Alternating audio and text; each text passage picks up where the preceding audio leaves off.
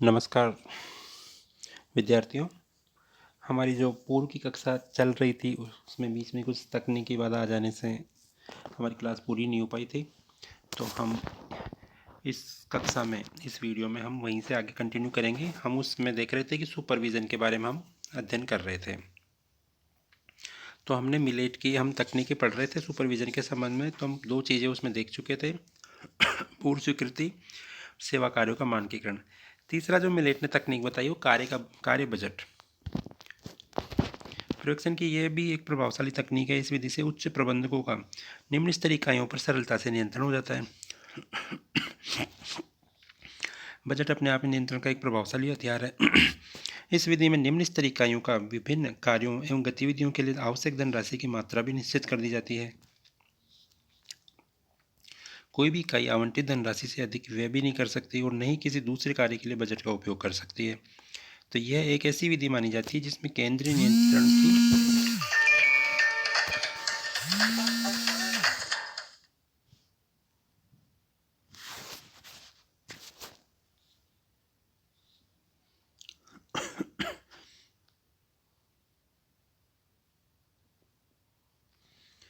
तो ये एक इस तरह की व्यवस्था है कि जिसमें कोई भी किसी भी गतिविधि के लिए आवश्यक धनराशि की मात्रा निश्चित कर देते हैं। कोई भी इकाई आवंटित धनराशि से अधिक का व्यय भी नहीं कर सकती, नहीं किसी दूसरे कार्य के लिए बजट का उपयोग किया जा सकता है। तो ये एक ऐसी विधि है जिसमें केंद्रीय नियंत्रण की व्यवस्था पर कोई विपरीत प्रभाव डाले बिना स्थानीय स्तर की जो पहल होती है उसको प्रोत्साहित किया जा सकता है। अगला है कि कार्मिकों की स्वीकृति। सरकारी अभिकरण में कोई भी संस्था अपने समस्त प्रकार के कार्मिकों की भर्ती एवं नियुक्ति के क्रम में स्वतंत्रता प्राप्त नहीं रहती। कार्मिकों के चयन एवं नियुक्ति की स्वीकृति के अधिकार प्राय उच्च स्तरीय संस्था में ही निहित होते हैं। अधीनस्थ संगठनों पर नियंत्रण की इस विधि से अनावश्यक व्यय पर पक्षपात एवं अंकुश लगाया जा सकता है। कार्य संचालन से जुड़े संगठनों को केवल अधीनस्थ एवं निम्न स्तरीय कार्मिकों की भर्ती की स्वीकृति दी जाती है।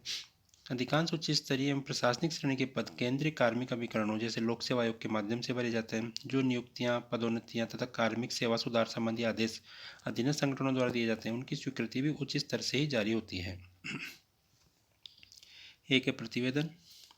उच्च स्तरीय सत्ता या प्रबंधकों को कार्य की प्रगति एवं संगठनात्मक गतिविधियों से अवगत कराने की एक लोकप्रिय तकनीक है रिपोर्ट भेजना। दैनिक, साप्ताहिक, पाक्षिक, मासिक, त्रैमासिक, छमाही या वार्षिक विशिष्ट या तदर्थ रिपोर्टों के आधार पर प्रबंधक या पर्यवेक्षक कार्य की वास्तविक प्रगति से अवगत हो जाते हैं और मूल्यांकन भी कर लेते हैं। तो इन प्रतिवेदनों में संगठन की प्रमुख गतिविधियां, उपलब्धियों तथा कमियों की चर्चा की जाती है। इकाई से प्राप्त रिपोर्ट के विश्लेषण से जो पर्यवेक्षक है उसको प्रशंसा करने